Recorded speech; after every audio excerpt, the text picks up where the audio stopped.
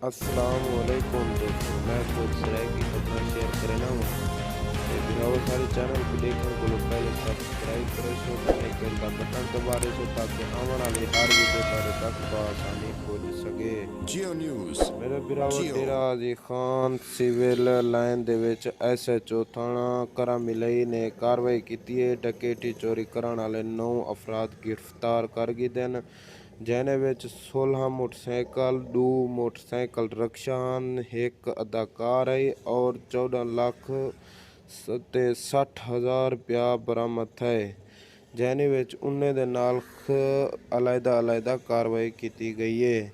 तेरा साने जरा 14 अगस्त थीवन वाला वाक़या इन्हें उत्ते बहुत सारा असर पे पाकिस्तान दे उत्ते ही वास्ते इन उत्ते फौरी एक्शन गिनण दा हुक्म दिता गया।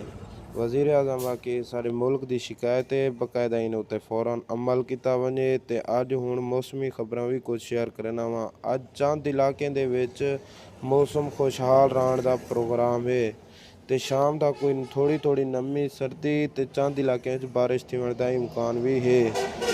अज फिलहाल तो गैर मुल्की हिसाब के नाल कोई खबर कहनी है, जदा भी यानी कोई खबर औसी वो फौरन थोड़े बिरावे तक पहुँचा दी वैसी।